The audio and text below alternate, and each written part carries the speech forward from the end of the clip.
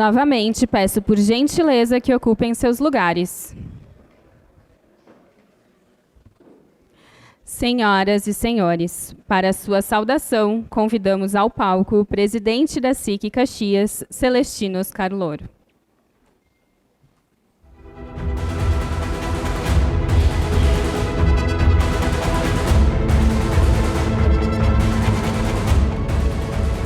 Cumprimento o nosso palestrante de hoje, presidente da OAB do Rio Grande do Sul, Dr. Leonardo Lamacchia, bem-vindo a Caxias e, em especial, a nossa SIC Caxias. Procurador-Geral do município, Adriano Taca, bem-vindo. Presidente da Câmara de Vereadores, vereador Zé D'Ambrós. Nosso ex-governador, Germano Rigoto, bem-vindo, filho dessa terra. Presidente do Instituto de Estudos Empresariais, Fernanda Stivaletti Ritter, bem-vinda.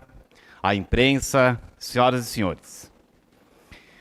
É com muita satisfação que eu me dirijo a todos vocês, nesta RA-SIC, que marca não apenas a vinda do presidente da OAB Gaúcha a Caxias do Sul, mas também a divulgação do Fórum da Liberdade 2024, para toda a nossa Serra Gaúcha. Um evento que é promovido pelo Instituto de Estudos Empresariais. A SIC Caxias sente-se honrada em ser parceira deste evento, que promove diálogo e a reflexão sobre princípios e valores essenciais para o desenvolvimento saudável da nossa sociedade. A presença do Dr. Leonardo e a senhora Fernanda Ritter, defensores dos direitos e das liberdades individuais, reforça o comprometimento da nossa entidade com esses mesmos valores.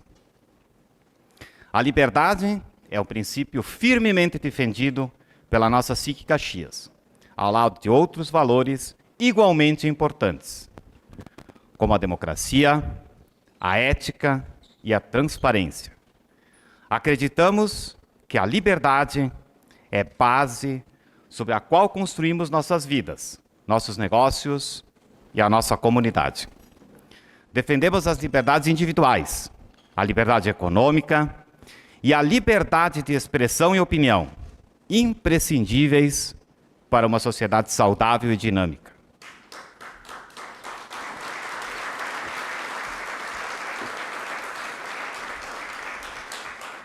Além disso, compartilhamos a visão de que a redução e a eficiência do tamanho do Estado são fundamentais para o crescimento econômico e para o bem-estar de todos. Da mesma forma, não se pode falar em liberdade de qualquer natureza se nós não tivermos segurança jurídica. Assim, o Fórum da Liberdade se torna extremamente significativo, pois nos proporciona a oportunidade de debater estas ideias e perspectivas e de trabalharmos juntos na busca de soluções para os desafios que se apresentam.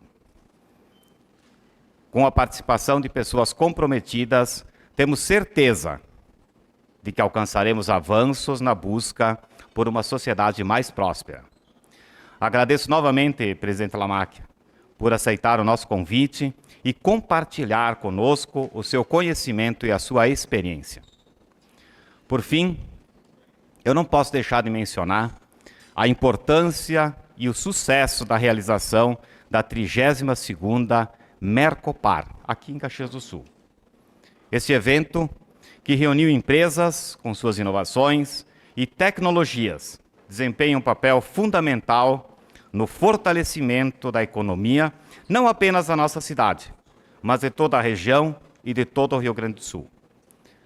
A Mercopar não promove apenas o desenvolvimento industrial, a geração de empregos e o estímulo à inovação, mas também movimenta toda a cadeia do comércio e dos serviços. A feira foi um sucesso, deixa um impacto muito forte na cidade, um legado que é o contato das empresas de menor porte com novas tecnologias. Se a feira não fosse aqui em Caxias, pequenas e médias empresas não teriam essa oportunidade. É um impacto imediato e um outro impacto fortíssimo de médio e longo prazo. Parabéns aos organizadores, ao CIMEX, ao Simplas ao SEBRAE e à Fiergs, e todos mais que se envolveram nesse magnífico evento. O movimento empresarial da Serra Gaúcha conta e não medirá esforços para que o ativo Mercopar continue em Caxias do Sul, crescendo mais e mais a cada edição. Muito obrigado e uma boa RA a todos.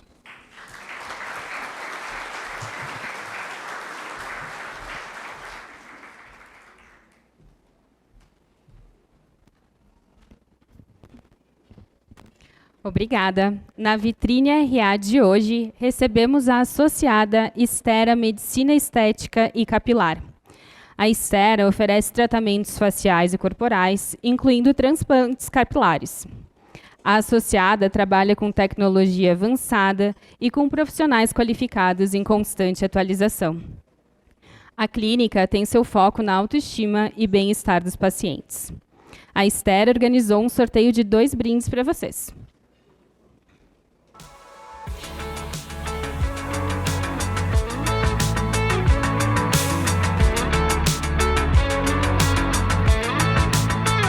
E a primeira ganhadora é Miriam Cardoso Souza.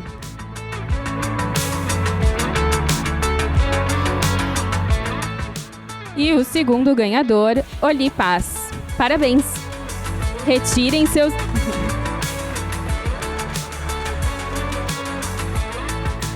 Retirem seus brindes no espaço da vitrine no final do evento. Senhoras e senhores, convidamos para que conheçam a nova edição da Galeria SIC, com a exposição Memórias do Projeto Girassol, nos corredores da entidade.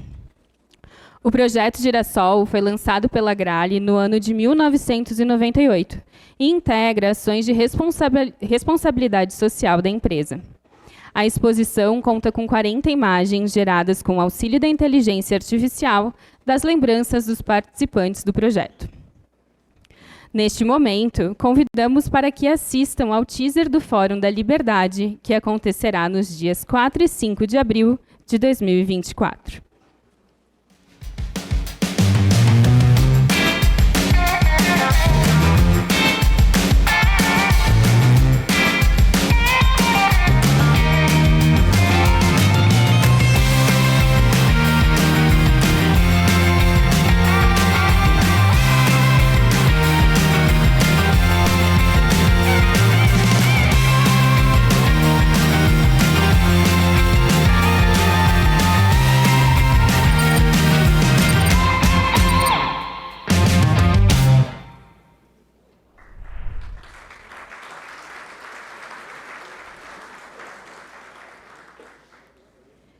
E para finalizar, confiram o vídeo desenvolvido pela equipe da SIC Caxias com os melhores momentos da entidade na Feira Mercopar. Há mais de 30 anos, a SIC Caxias é uma parte essencial da Mercopar. Não é apenas uma feira, é um espaço de conexão, conhecimento, crescimento e oportunidades de negócios.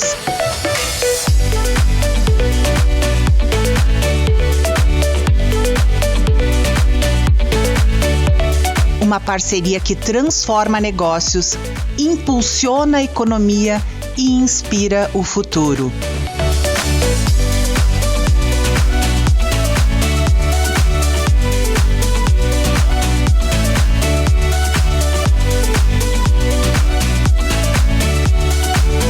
SIC Caxias e Mercopar, juntas pelo desenvolvimento do ambiente de inovação.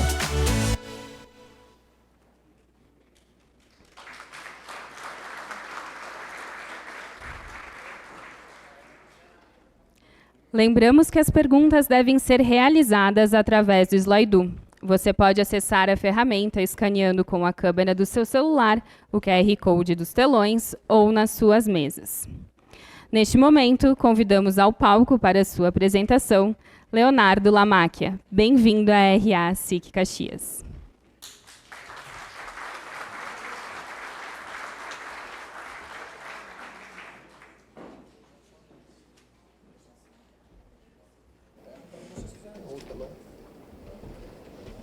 Posso a tribuna? Claro. Ele está no púlpito. Muito boa tarde, senhoras e senhores. Quero cumprimentar o presidente Celestino Lara e agradecer, presidente Celestino, porque eu aprendi nesses 1 ano e 10 meses de exercício da presidência da OAB que falar concorrendo com o horário do almoço ou do jantar é uma coisa muito complicada.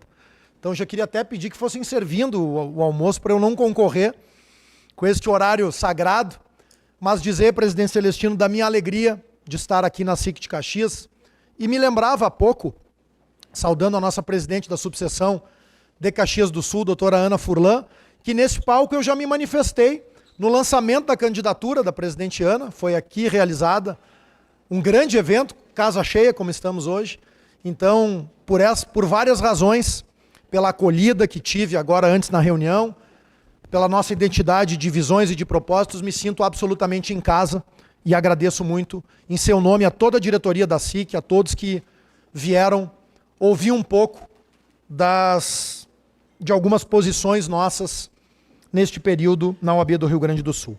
Quero saudar com muita alegria, muito respeito, muita admiração o ex-governador do estado, o ex-deputado federal e estadual Germano Rigoto, agradecendo o governador Rigoto e afirmando em público o que afirmei ali na reunião da diretoria da SIC, que o senhor faz muita falta como homem público em cargos pela sua capacidade de agregação, pelo seu talento, pelo seu equilíbrio e pela sua competência. Muito obrigado pela sua presença.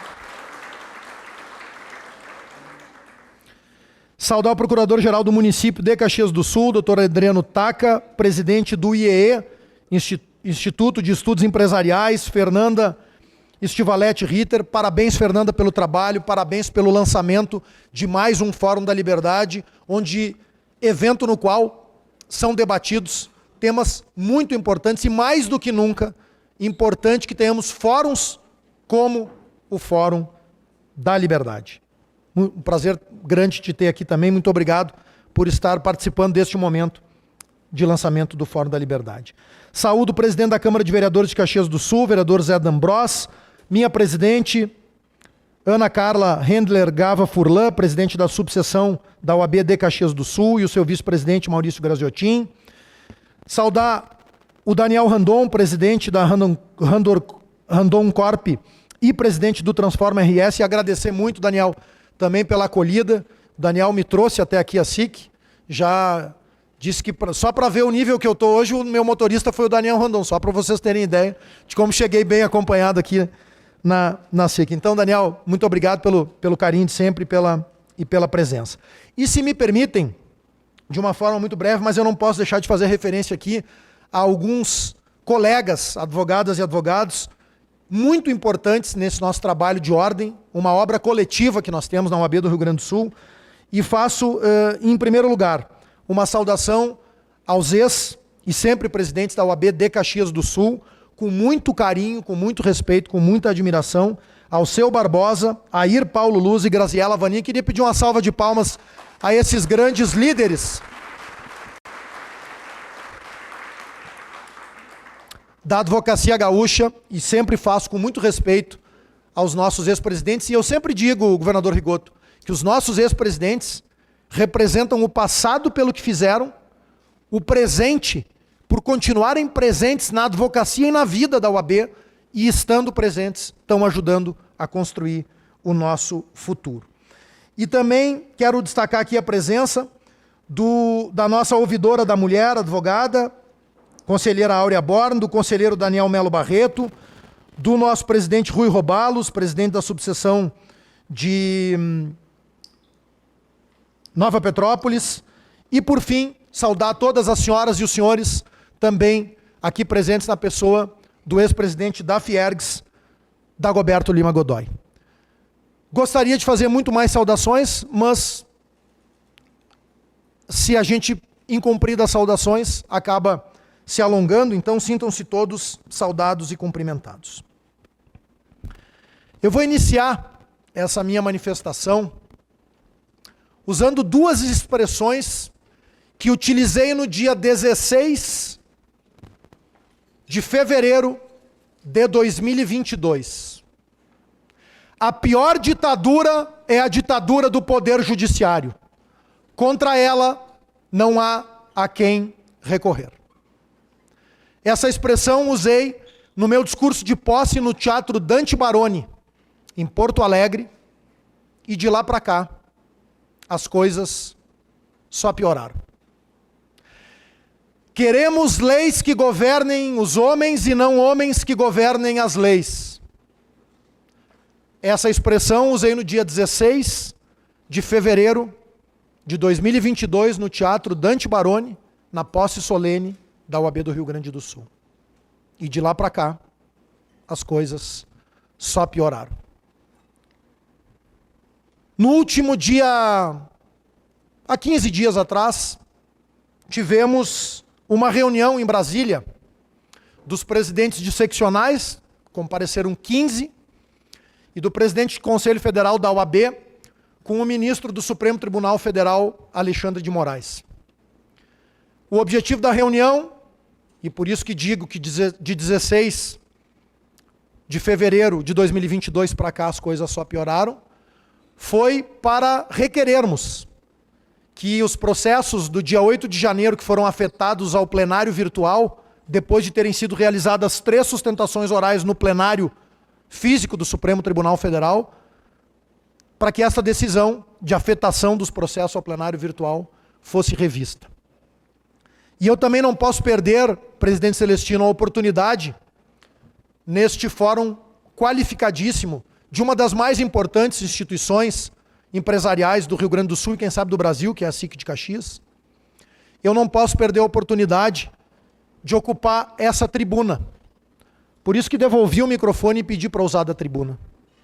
Porque nós estamos vivendo um momento no Brasil onde a advocacia está tendo o direito de usar a tribuna restringido.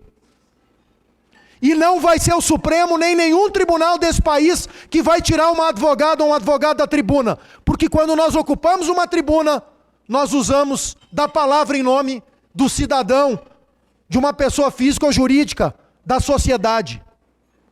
Portanto, eu peço desculpas por ter iniciado a minha manifestação, até de forma um pouco incisiva, mas tenho feito questão de, em qualquer evento, falar da tribuna e dizer no início da minha fala que esse é um direito das advogadas e advogados gaúchos e brasileiros e que nem a Suprema Corte vai nos impedir de usar a palavra numa tribuna.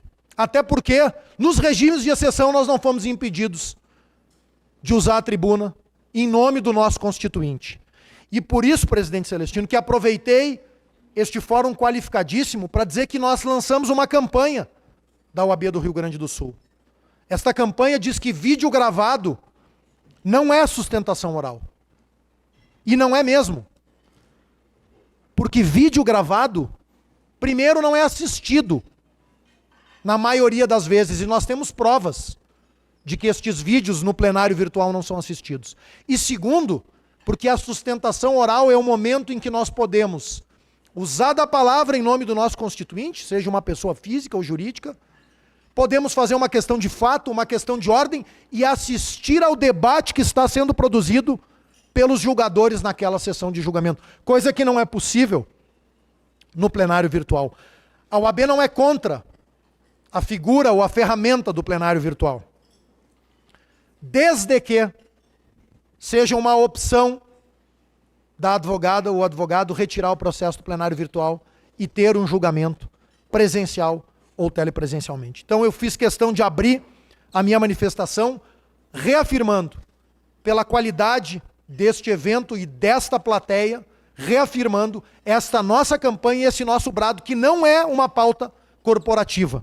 Nós não estamos bradando por uma pauta que seja de interesse das advogadas e advogados exclusivamente. Nós estamos bradando por uma pauta que é de interesse de toda a sociedade gaúcha e brasileira, porque diz respeito ao direito à ampla defesa e ao devido processo legal. Para falar um pouco de reforma tributária e de ativismo, eu me lembrei, quando eu vinha subindo a serra agora, que nós estamos, se estivéssemos em 1930, nós estamos em plena revolução. Hoje é dia 20. Amanhã os cavalos estariam sendo amarrados no obelisco no Rio de Janeiro. Foi no dia 24 de outubro de 1930 que o presidente Getúlio Dornelles Vargas chega ao Rio de Janeiro e os cavalos são amarrados no obelisco, derrubando o presidente Júlio Prestes e assumindo o poder central. Seja a Revolução de 30, seja a Revolução de 23, seja a Revolução Farroupilha, nós temos nas diversas revoluções que passamos, além das disputas pelo poder político, evidentemente, mas nós temos um outro elemento central lá do passado, que se comunica direto com o que estamos vivendo aqui no presente, no que tange a reforma tributária. A concentração de recursos nas mãos do poder central e da União Federal. Ou seja, estamos debatendo novamente uma reforma tributária que veio para simplificar o sistema, mas que não simplifica, que veio para descentralizar as receitas da mão da União e que não descentraliza. E aí não posso deixar de fazer referência a uma das causas desta centralização. Falei na reunião com a diretoria da SIC e reitero e sublinho aqui mais uma vez, a Constituição de 1988, que completou agora 35 anos, foi justa e merecidamente batizada de Constituição Cidadã, porque ela nos devolveu direitos e garantias individuais que nós tínhamos perdido no regime de exceção. Então é correto tanto o apelido que a Constituição levou, de Constituição Cidadã, como que nós possamos comemorar todos os seus aniversários para reafirmar a importância de um texto constitucional que tenha lá garantias individuais das pessoas e da sociedade. Até porque uma das funções precípuas de uma Constituição é proteger o cidadão do poder do Estado. E ela faz bem nesse aspecto no artigo 5º nas garantias individuais.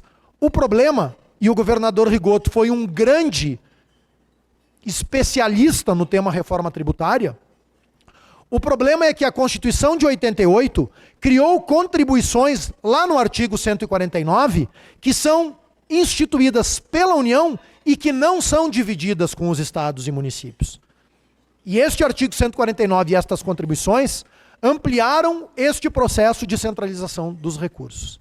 Esta reforma tributária, que nós temos algumas críticas em relação a ela, em primeiro lugar, surge com a ideia da criação de um IVA, de um Imposto sobre Valor Agregado, cuja ideia, acho que, pelo que me lembro, o governador Rigoto já defendia, é muito inteligente. Só que aí, o texto aprovado, ao invés de criar um IVA, cria dois.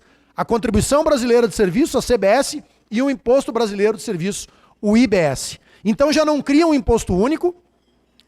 Estes dois tributos criados, novos, para substituir impostos que são hoje de competência dos municípios.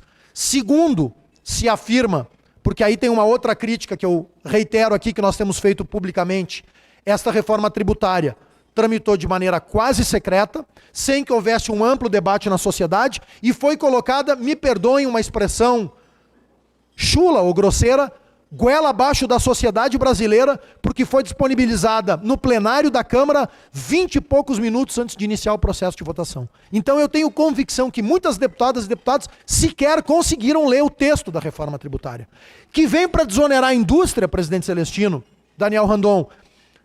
E eu disse, desde a minha primeira manifestação, que precisa ser desonerada sim para ganhar competitividade. Nós não fazemos uma crítica à reforma tributária quando ela vem com o objetivo de desonerar a indústria.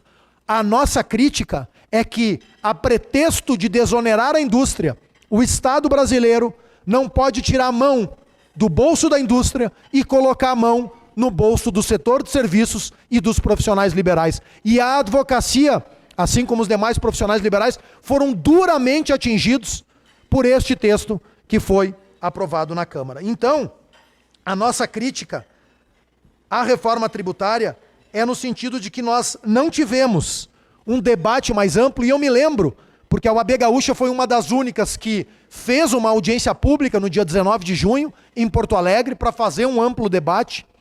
Lá nós já alertávamos que havia muita dúvida sobre o texto que estava em tramitação, porque não se conseguia acessar este texto. Depois eu fui para uma reunião com a nossa bancada federal, foi aberto um espaço onde eu me manifestei, não só em nome da OAB do Rio Grande do Sul, mas do Fórum dos Conselhos, que reúne todos os conselhos de profissão regulamentada, que a OAB detém a presidência deste fórum, do Fórum dos Conselhos, quase 1 milhão de profissionais liberais.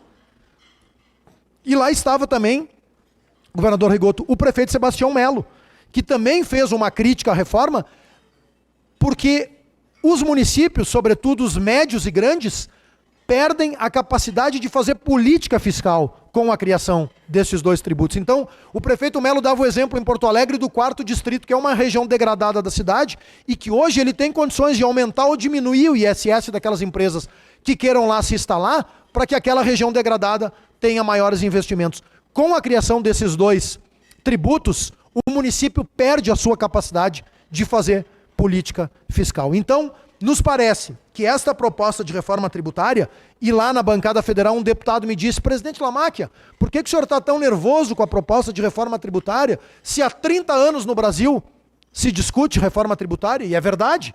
Eu me lembrei na hora do governador Rigoto, eu me lembrei na hora do Dr. Luiz Roberto Andrade Ponte, que foi o defensor. O Ponte tinha a ideia dos impostos insonegáveis. Seriam 5 impostos que incidiriam diretamente na indústria: cigarro, bebida, combustíveis, energia e telecomunicações. O governador Rigoto me ajudou. Então, evidentemente que reforma tributária se debate há 30 anos no Brasil, mas eu respondi ao deputado que me questionou, eu digo, mas eu quero saber qual a reforma tributária que nós estamos debatendo agora, porque o texto não foi disponibilizado para um debate mais amplo para a sociedade. Então, a nossa preocupação é exatamente nesse sentido.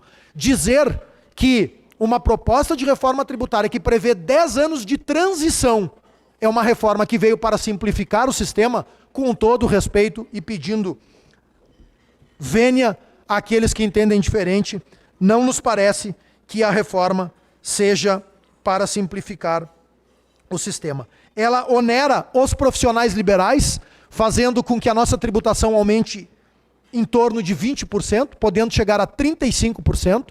E aqui é um outro ponto que eu destaco. Se nós fizermos um debate sério no Brasil sobre o princípio constitucional da capacidade contributiva, nós vamos ver que este princípio vem há muito tempo sendo desrespeitado. Porque nós já pagamos hoje uma carga tributária de primeiro mundo para termos serviços de terceiro mundo. Então, há, neste texto aprovado na Câmara, sob o entendimento da OAB do Rio Grande do Sul, um ferimento ao princípio da capacidade contributiva, além de outros ferimentos de natureza constitucional. E por isso que a ordem está pedindo que no Senado da República o texto seja alterado, devolvido à Câmara, para que haja um debate mais amplo com a sociedade brasileira, sobretudo para que sejam ouvidos os setores que poderão ser onerados, e também os municípios médios e grandes, para se buscar uma alternativa a não retirar esta capacidade de exercer a política fiscal. E quando a gente fala em reforma tributária, eu disse que nós não podemos falar em reforma tributária sem nós falarmos da Constituição Federal de 88. E aí eu reforço o que disse. A Constituição Federal de 88 merece os nossos elogios por diversos aspectos, mas nós também precisamos saber fazer algumas críticas pontuais ao texto constitucional. E estas críticas pontuais ao texto constitucional é que estão gerando muito do que nós estamos vivendo no Brasil hoje. Não há nenhuma dúvida, presidente Celestino, que nós vivemos, sim, um momento grave e delicado de decisões do Supremo Tribunal Federal que se caracterizam como puro ativismo judicial. E aqui eu também quero pedir licença às senhoras e aos senhores para fazer uma diferença. Ativismo judicial é uma coisa grave que nós estamos vivendo no Brasil. Mas há, por parte da Suprema Corte, algo pior que ativismo judicial. Nós temos decisões do Supremo Tribunal Federal que violam o devido processo legal. E isto é mais grave do que ativismo judicial. Isto é mexer na regra do jogo. E a regra do jogo serve exatamente para que aquele cidadão mais simples, até o empresário mais rico, tenham o mesmo tratamento quando forem parte num processo judicial. Por isso que nós precisamos compreender o que está acontecendo hoje no Brasil e o que está acontecendo com o Supremo Tribunal Federal. Nós temos decisões que caracterizam o ativismo, que significa reescrever o texto constitucional, ir além da sua competência, mas nós temos algo mais grave do que o ativismo. Nós temos decisões que têm violado o devido processo legal. Sobretudo no inquérito 4781, apelidado de inquérito do fim do mundo.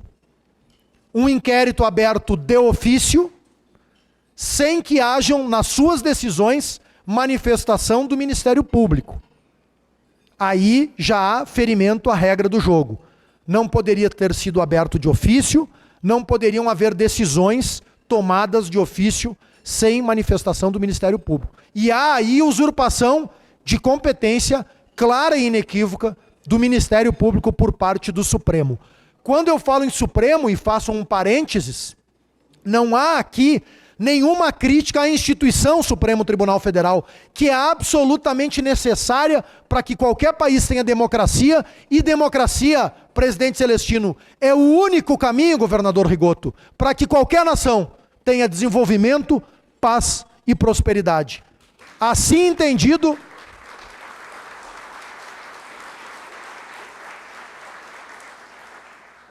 assim entendida como voto secreto, universal e periódico. Então não há aqui uma crítica à figura da Suprema Corte, que é fundamental numa democracia. A nossa crítica são as decisões da Suprema Corte que interferem no devido processo legal e, pior do que isso, geram um efeito de insegurança jurídica para todo o país. Porque a função precípua de um tribunal, seja de justiça, seja de um tribunal regional federal, seja do Superior Tribunal de Justiça ou da Suprema Corte, é uniformizar a jurisprudência. É ser um farol para a sociedade de como ela deve se comportar e, adotando aquele padrão de comportamento, qual será uma decisão judicial se aquele padrão de comportamento for questionado em juízo.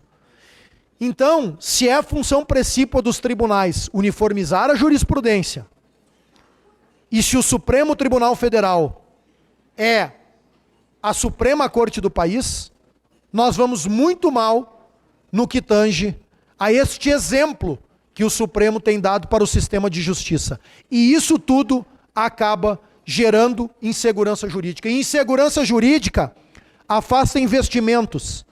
Investimentos em empresas que vão gerar emprego e tributos. E aí voltamos para a reforma tributária. De que nos adianta discutir uma reforma tributária se nós não tivermos no país segurança jurídica? O ativismo, eu tive a oportunidade de falar na reunião que antecedeu esse almoço, não é algo novo. Eu até trouxe um retrato histórico de que o ativismo teria sido observado pela primeira vez por um jornalista americano em 1947, numa matéria escrita para a revista Fortune. Esta matéria referia-se num momento de tensão que vivia o presidente Franklin Delano Roosevelt, e o jornalista abordou o perfil político e ideológico dos 9 membros da Suprema Corte americana na aprovação de um plano político e econômico conhecido como New Deal. Este artigo produzido, que analisava a posição dos membros da Suprema Corte, já fazia uma crítica a decisões que poderiam ser tomadas segundo seus critérios ideológicos dos ministros da Suprema Corte. Então, é considerado o ativismo judicial, naquele momento, tornado público a partir da provocação feita por este jornalista. E no Brasil, embora existam estudos, é pacífico, como afirmei, que a nossa Constituição foi um marco importante para a transição daquele momento que vivíamos, até 85, para o momento posterior, onde se retomou a democracia. Mas a nossa Constituição da República tem, sim, aspectos complexos, que misturam a atuação dos poderes. Eu até fiz uma lâmina, onde eu faço uma análise das constituições, da imperial e das republicanas, onde nós tínhamos diferentes momentos. A de 1824, a imperial, nós tínhamos uma monarquia parlamentarista e tínhamos bipartidarismo. E assim nós vamos vendo o avanço até chegarmos à Constituição de 88, onde nós tínhamos república, democracia e tínhamos naquele momento um parlamento forte e multipartidarismo. Só que a concertação possível na Constituição de 88 acabou gerando alguns problemas no texto constitucional, que hoje são utilizados, a meu juízo, para que o Supremo Tribunal Federal cometa decisões que são caracterizadas puramente como ativismo judicial. Nós temos, só para dar um exemplo rápido destas disfunções, naquele sistema que o Montesquieu desenhou e que por ele foi desenhado como 3 poderes independentes e harmônicos entre si. Aí nós já temos um primeiro problema, a figura da medida provisória.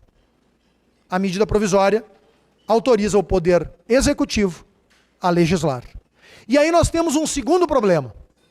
No poder legislativo, governador Rigoto, as emendas parlamentares, onde o poder legislativo acaba executando uma política pública. E aí nós temos o terceiro problema, ou a terceira disfunção constitucional, que são as ações diretas de constitucionalidade, de inconstitucionalidade e a arguição de descumprimento de preceito fundamental. E por que eu digo que elas são um problema? Na teoria, da forma com que foram desenhadas no artigo 102 da Constituição Federal, elas estão corretas. Nós precisamos que alguém, e este alguém é o Supremo Tribunal Federal, faça o controle concentrado de constitucionalidade. Para aqueles que não são operadores do direito, não querendo ser técnico, qual é a diferença do controle difuso e do concentrado? O difuso, qualquer cidadão no seu processo individual pode suscitar a inconstitucionalidade de uma norma, que vai valer só para o seu processo, para o seu caso concreto. O controle concentrado de constitucionalidade são as ações diretas de constitucionalidade, inconstitucionalidade e ADPFs, onde um rol de entidades é legitimada a fazer o questionamento. E a decisão tomada naquela ação tem efeito erga omnes, contra tudo e contra todos.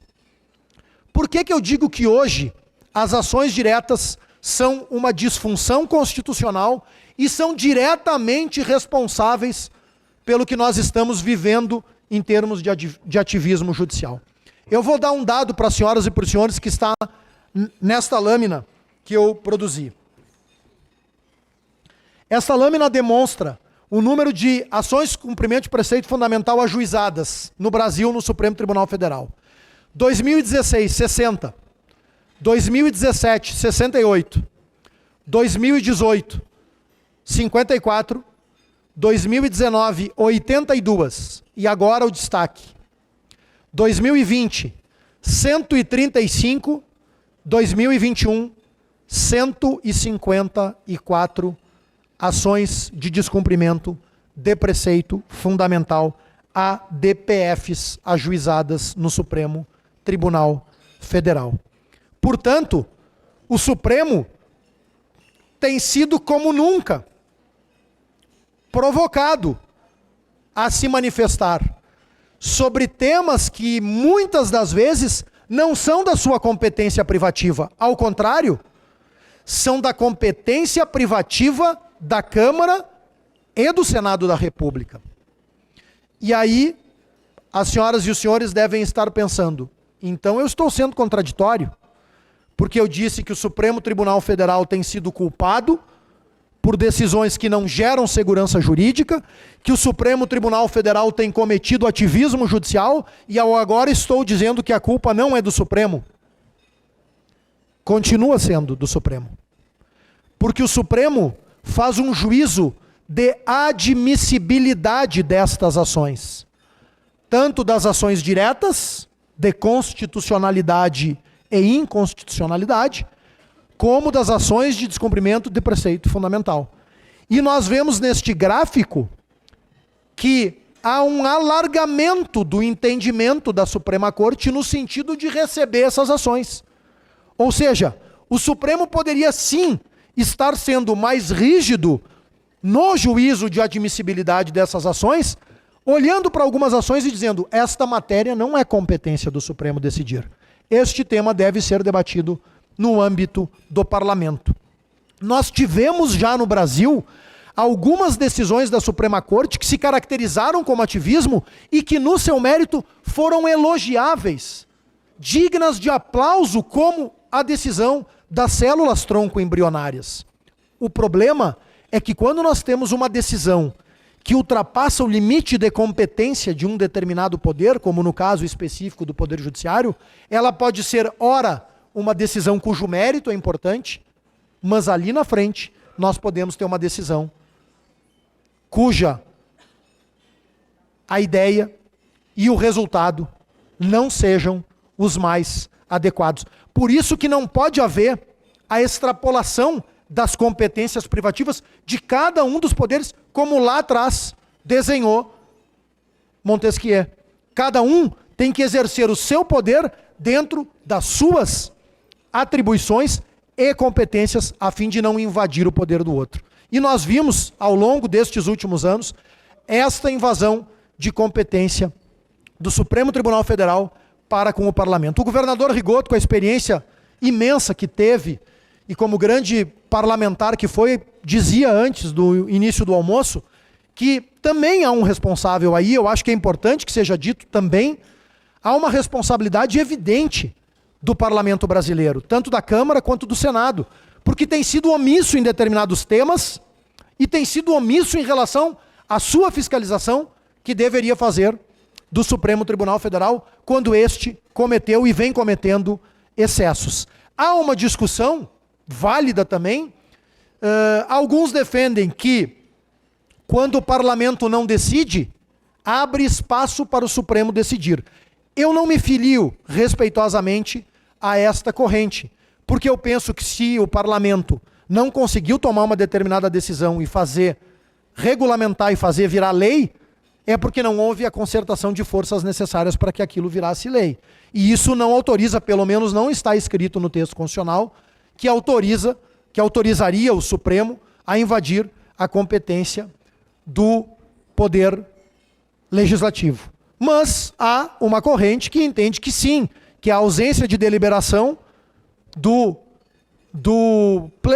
Parlamento poderia autorizar, por outras medidas que não a ADPF e a ação direta, mas quem sabe o mandado de injunção ou outras medidas judiciais, autorizariam o Supremo a se manifestar. O fato é que nós temos tido uma crescente nas decisões que se caracterizam como ativismo, fundamentalmente em virtude do número de ações diretas de constitucionalidade, inconstitucionalidade e descumprimento de preceito fundamental. Então me parece que nós devemos fazer um debate no Brasil e este debate poderá produzir uma alteração ou via proposta de emenda constitucional ou via lei da ADPF, para que nós possamos criar alguns limites.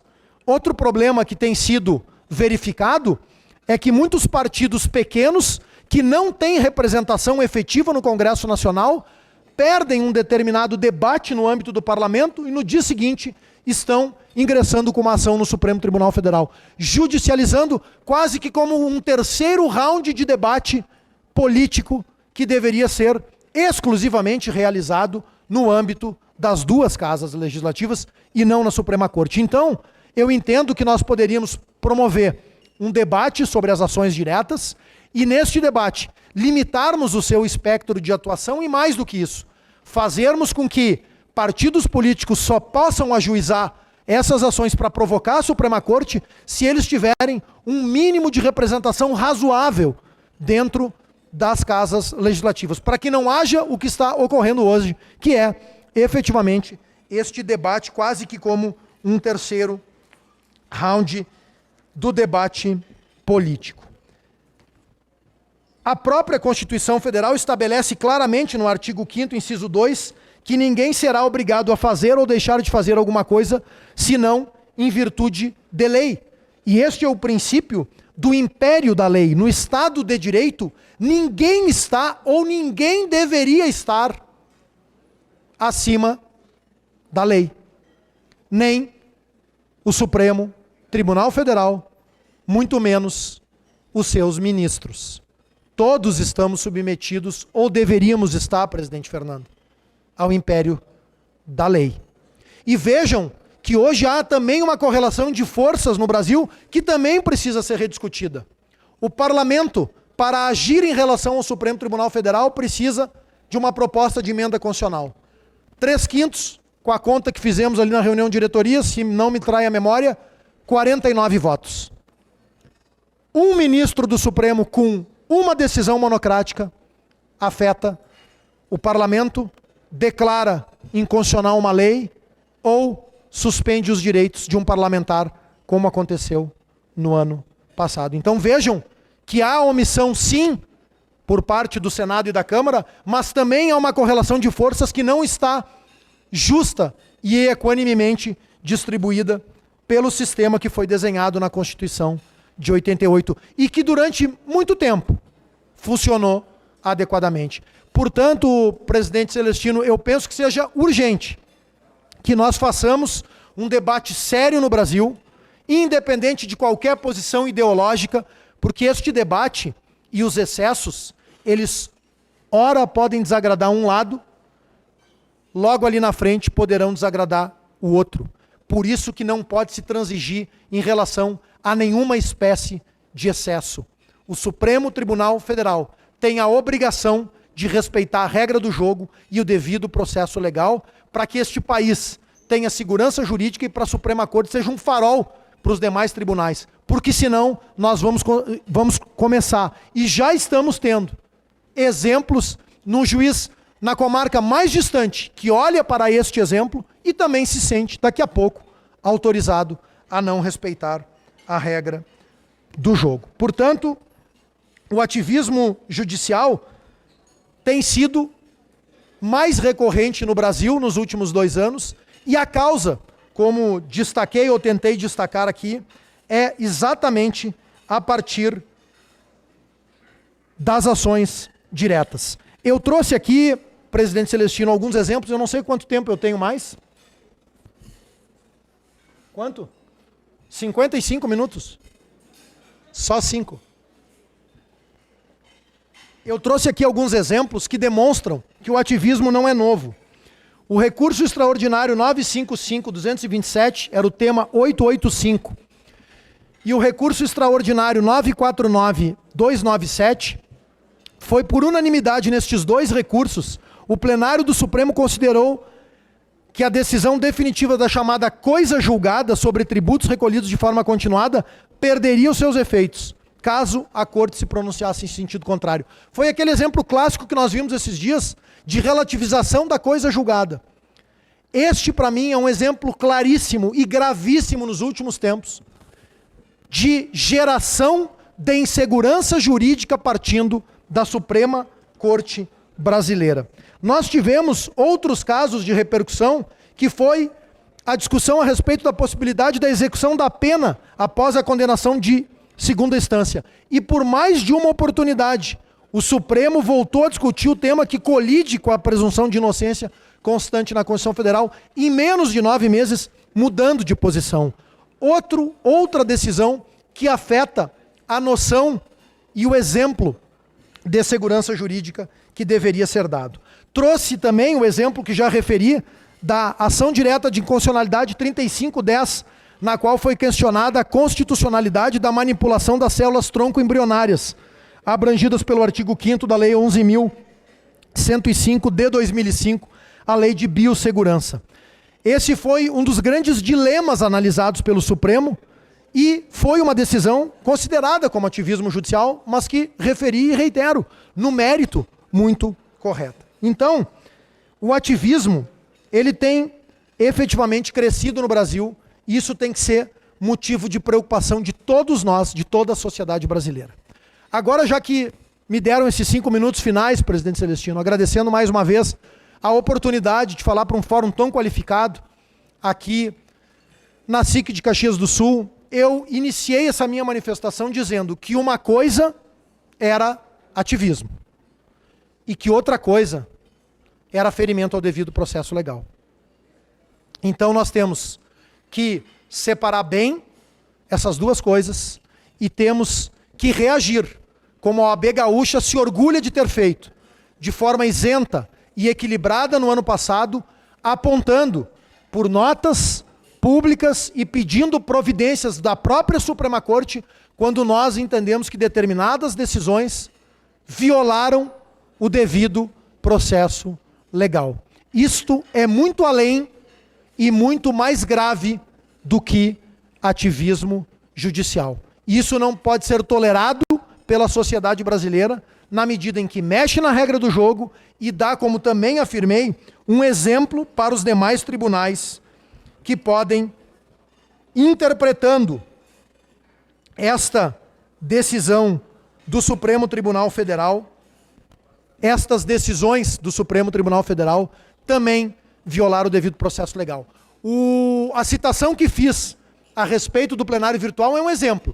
Se esta decisão do Supremo, no caso dos atos do dia 8, que eu não estou entrando no mérito do processo do dia 8 de janeiro, mas se esta decisão de deixar no plenário virtual, sem a possibilidade de sustentação oral pela advocacia, se este precedente do Supremo continuar válido, nós poderemos ter em diversos tribunais brasileiros adotado essa sistemática e muitos processos das empresas, das senhoras e dos senhores poderão estar afetados a um plenário virtual e quando as advogadas e os advogados que estiverem representando forem pedir o destaque para retirar do plenário virtual, isso poderá ser indeferido a pretexto desta decisão do Supremo Tribunal Federal.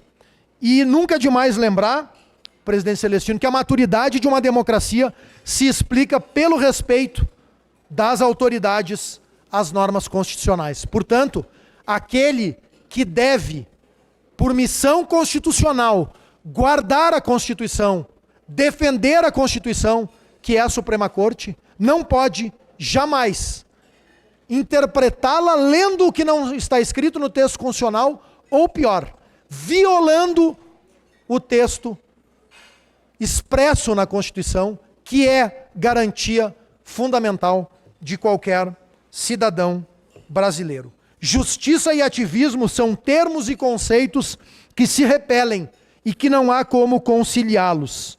Caso isso aconteça, a sociedade estará diante de uma traição à própria justiça e a uma conquista que a civilização levou muito tempo para sedimentar. A separação dos poderes, ela é parte fundamental para uma Constituição democrática e a sociedade é destinatária desta atuação de cada um dos poderes dentro dos seus limites.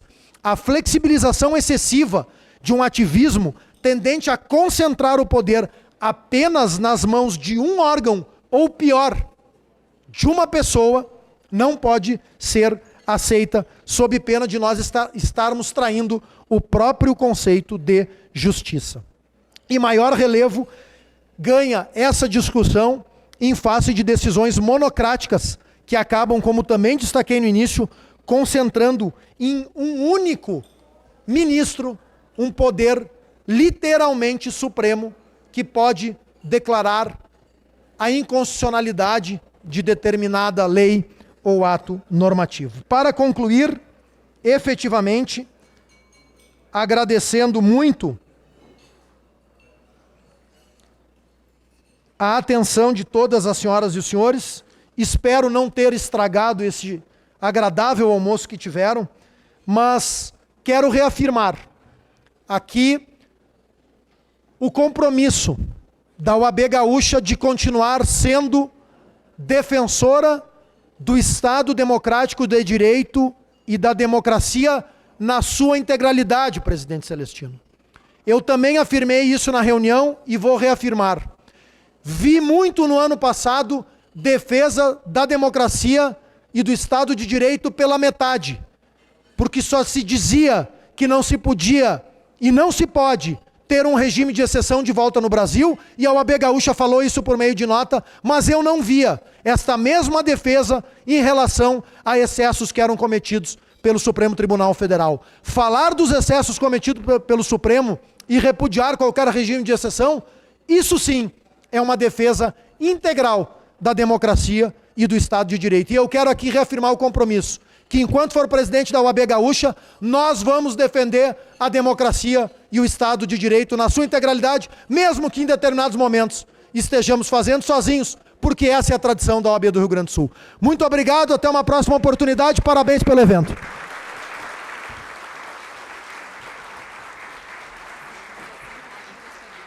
Obrigado.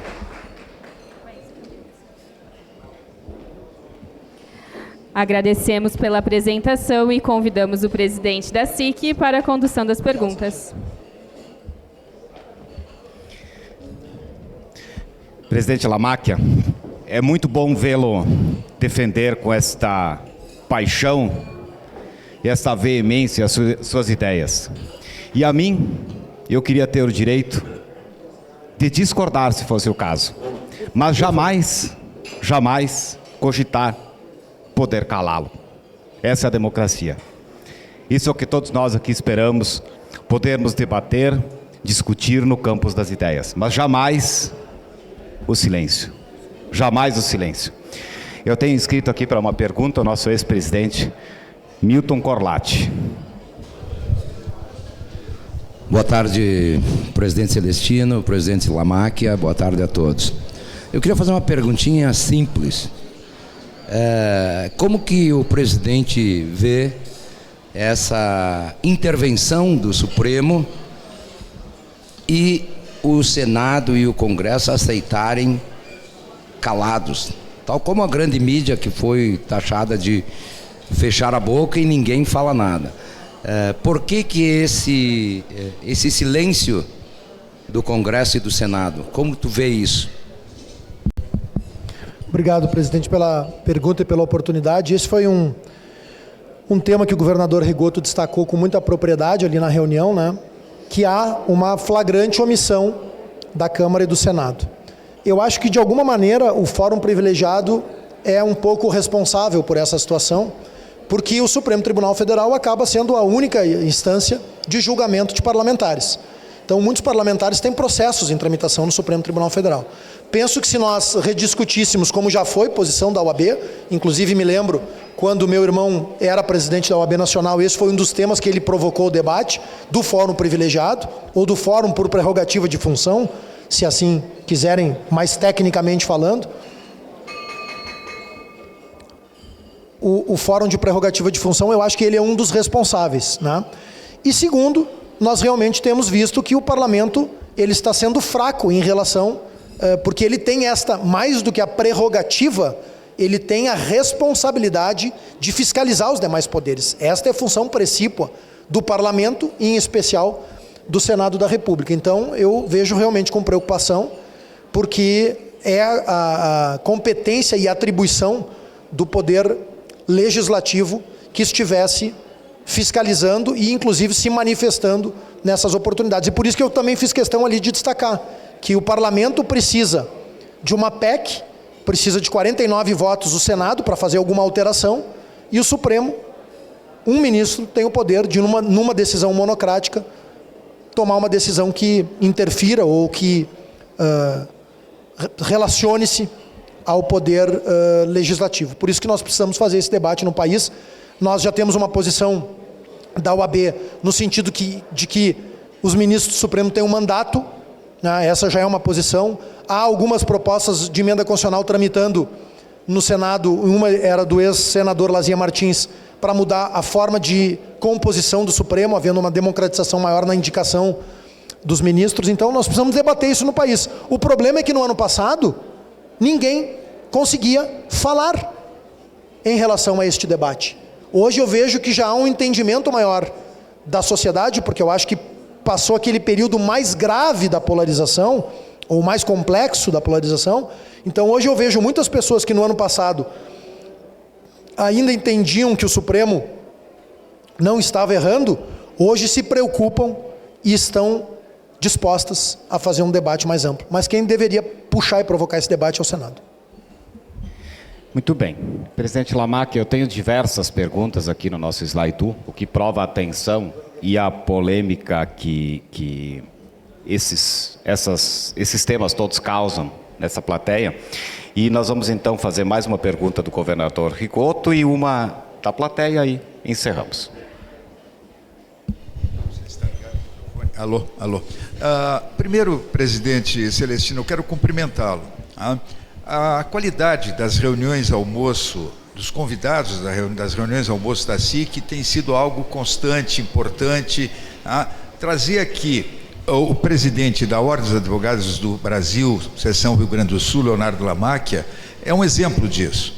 O Lamacchia, ele praticamente sucedeu na OAB o Cláudio Lamacchia. O Cláudio Lamacchia foi presidente da Ordem dos Advogados do Rio Grande do Sul e presidente da Ordem dos Advogados do Brasil. Foi dos grandes presidentes que nós tivemos na OAB nacional. E o Leonardo se prepara para depois da OAB, da seccional Rio Grande do Sul, não tenho dúvida, o caminho vai ser presidente da OAB nacional. E tanto Cláudio como Leonardo Lamacchia são dois nomes, presidente Celestino, que nós vamos ouvir falar muito neles, porque não vai ficar circunscrito à atividade, à liderança de uma entidade como a entidade que dirige os advogados. Não tenho dúvida que se prepara o Leonardo Lamacchia, como já se prepara Cláudio Lamacchia, a serem nomes muito importantes para o futuro do Rio Grande do Sul. Estou dizendo isso aqui hoje e me cobre no futuro o que vai acontecer. Então eu quero dizer, Lamacchia, que o Corlatti fez uma pergunta que eu estava até dizendo para o Celestino, eu só vou fazer uma pergunta porque tu escapou na tua fala, cumprimentando a Fernanda também, e dizendo a importância do Fórum da Liberdade, a importância de nós termos ideias liberais efetivamente atingindo setores que têm que atingir essas ideias liberais, que signifique um Estado mais eficiente, um Estado melhor, um Estado efetivamente que dê respostas que nós não temos, e o Fórum da Liberdade se propõe a isso. E eu fico muito feliz de que a senhora, que a nossa presidente esteja aqui, com essa jovialidade toda, com essa juventude toda, dirigindo um evento que nas últimas edições reuniu 6.000, 7.000 pessoas para debater o futuro do Brasil. 7.000 pessoas debatendo o futuro do Brasil num evento. Então, tem que dar valor. Mas o Corlatti fala de como que nós podemos ter uma despolitização do judiciário. E faltou na sua fala uma posição forte com relação a essa despolitização que passa pela emenda 16, se eu não me engano, de 19, que determina um mandato de 8 anos para os ministros do Supremo Tribunal Federal sem possibilidade de reeleição. 8 anos sem possibilidade de reeleição. Eu nunca vi tanto apoio ao longo de tantos anos, nunca vi tanto apoio por uma proposta como essa passar no Congresso Nacional. Tem apoio dentro do Congresso e tem apoio da sociedade pressionando o Congresso. O mandato de 8 anos, sem possibilidade de reeleição, já era algo que mudaria muito esse cenário do Supremo Tribunal Federal. Mas ainda os ministros são escolhidos pelo presidente da República, sabatinados pelo Senado Federal, tem que ter 35 anos, com grande saber jurídico, com uma vida ilibada, sem nenhum tipo de mancha, mas quem decide é o presidente da República e a sabatina do Senado.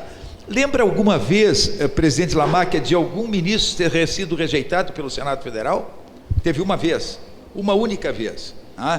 As sabatinas praticamente são apenas para cumprir tabela e para garantir a ida oficial do ministro para o Supremo Tribunal Federal. Na sua opinião, como se muda isso?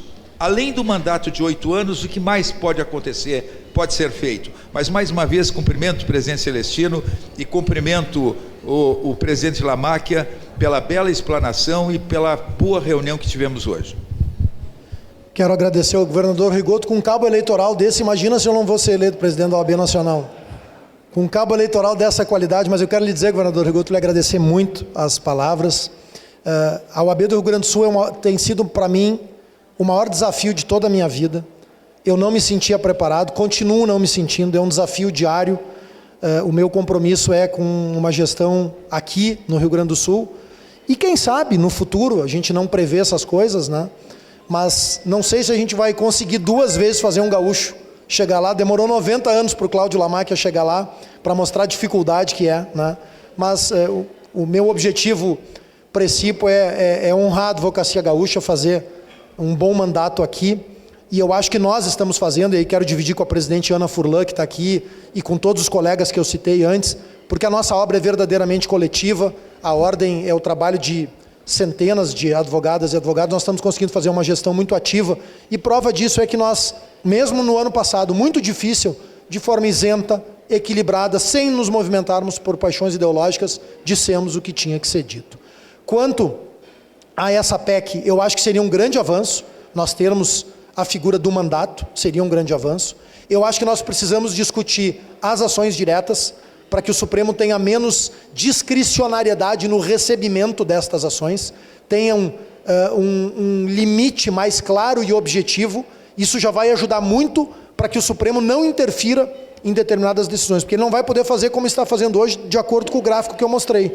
Sai de 60 para 150 ações de descumprimento de preceito fundamental, né? Então, essa é a ferramenta pelo qual o Supremo está sendo provocado a interferir em determinados pontos. E a outra também é que haja uma concertação de forças maior para que o partido político, sendo um dos legitimados a entrar com a ação, tenha que ter uma mínima representação, como nós falamos antes, para poder ajuizar uma ação. Eu acho que se mexer nesses 3 aspectos, nós já teríamos uma mudança muito significativa no cenário que nós estamos vivendo hoje.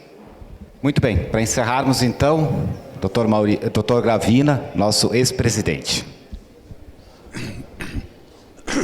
Presidentes e presidente Lamáquia,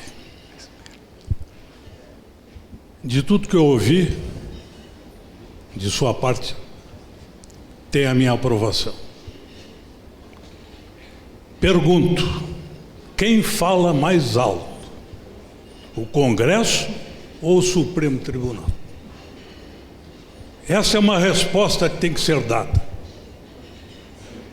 Todo ministro passa por uma sabatina no Senado e resume na sua explanação um compromisso formal assumido perante a nação e publicamente de cumprir com o devido processo legal.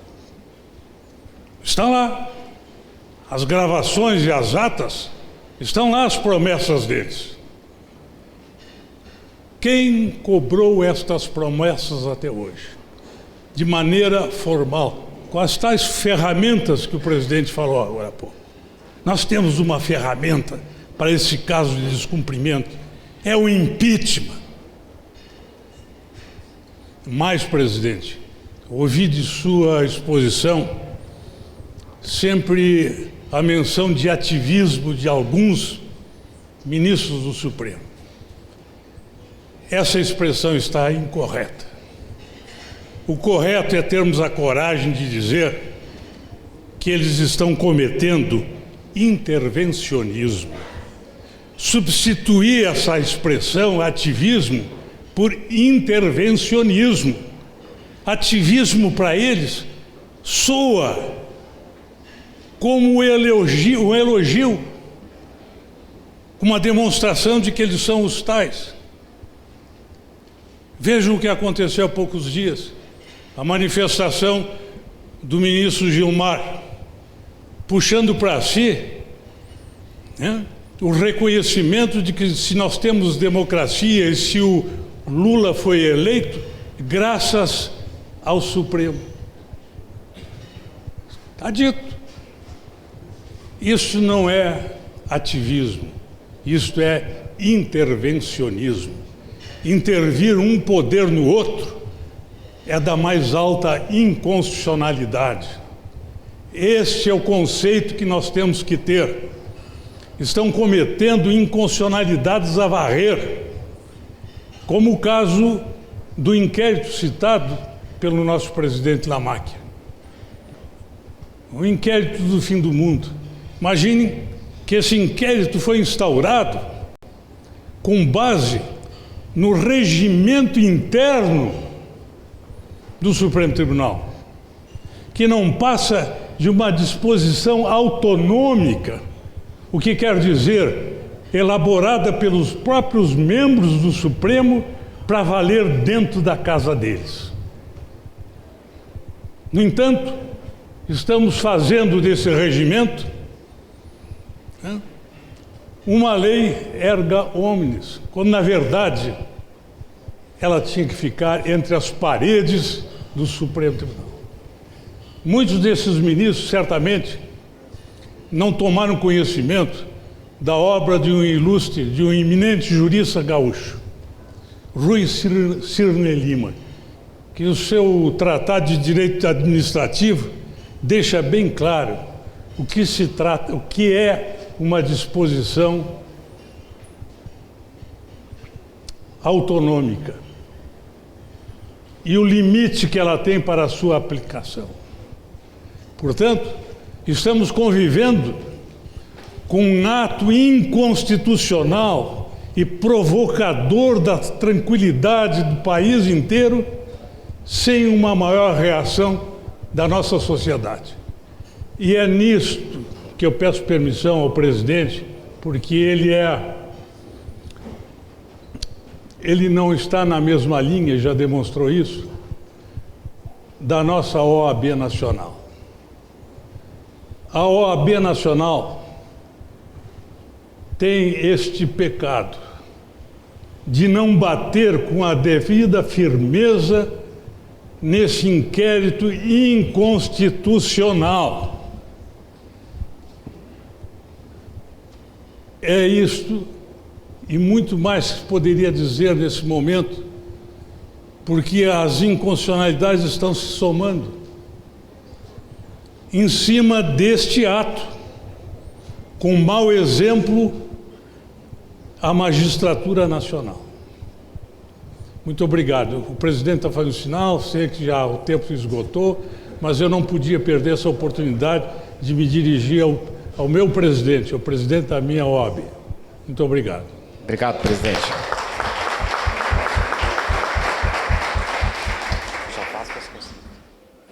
Presidente Lamáquia, mais uma vez, muito obrigado por ter aceito. Esse desafio que eu compreendo não é fácil. Nos tempos que nós vivemos, ter opinião, infelizmente, tem causado alguns constrangimentos por aí.